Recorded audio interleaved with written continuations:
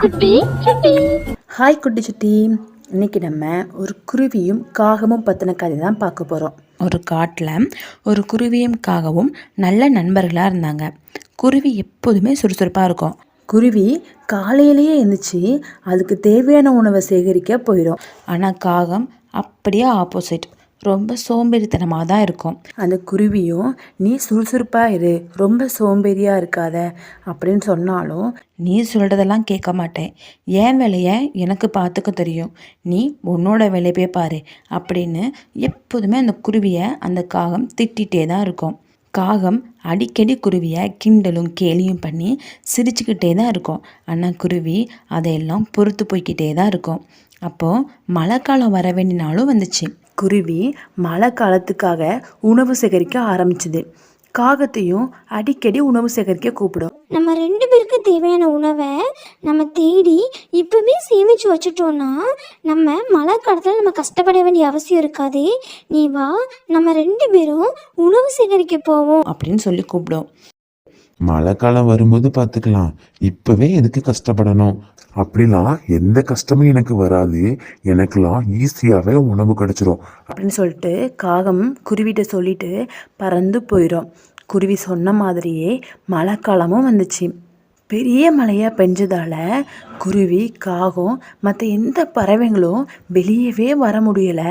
எல்லா பறவைகளும் தனக்கு தேவையான உணவை சேகரித்து வச்சுக்கிட்டு கூட்டுக்குள்ளே உட்காந்து சாப்பிட்டுட்டு இருக்கோம். ஆனால் காகம் எதையும் சேமித்து வைக்காமல் இருந்துச்சு. அதனால் அதுக்கு சாப்பிடவும் எதுவும் இல்லை. பசியும் ரொம்ப எடுக்க ஆரம்பிச்சுது.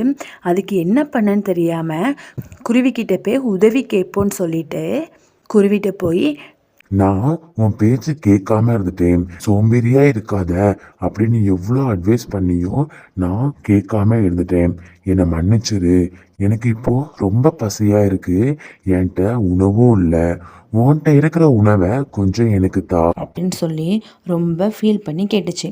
குருவியும், நண்பா, நீ கவலைப்படாத, உனக்கு தேவையான உணவை உனக்கு எவ்வளோ தேவையோ அவ்வளோ உணவை நீ எடுத்துக்கோ.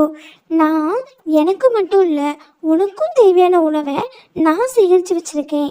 நீ என்னுடைய நல்ல நண்பன் அப்படின்னு சொல்லிச்சு. உன இந்த காகமும் இந்த குருவி நமக்கு எவ்வளோ அட்வைஸ் பண்ணிச்சு, என்னை எவ்வளோ தூரம் கூப்பிட்டுச்சு, ஆனால் நான் போகவே இல்லையே, எல்லாமே என்னால் தான், நான் இப்போ ரொம்ப கஷ்டப்படுறேனே அப்படி சொல்லிட்டு அதோட தப்பை உணர்ந்து குருவிக்கிட்ட மன்னிப்பு கேட்டுச்சு. நம்ம மன்னிச்சிரு.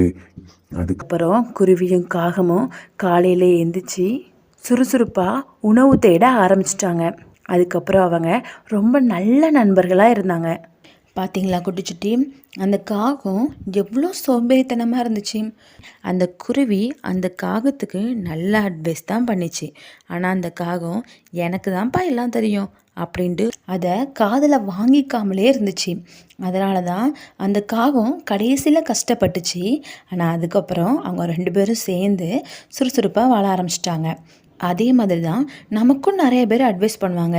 குறிப்பாக அம்மா அப்பா என்ன அட்வைஸ் பண்ணாலும் நம்ம அதுபடி நம்ம நடந்துக்கணும். அப்போந்தான் நம்மளும் வாழ்க்கையில் கஷ்டப்படாமல் சந்தோஷமாக இருக்கலாம். ஓகேவா குட்டிச்சுட்டி, நீங்களும் அந்த குருவி போல் சுறுசுறுப்பாக இருப்பீங்கன்னு நம்புகிறேன்.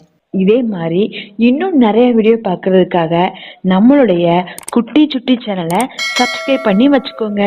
பாய் குட்டி சுட்டி.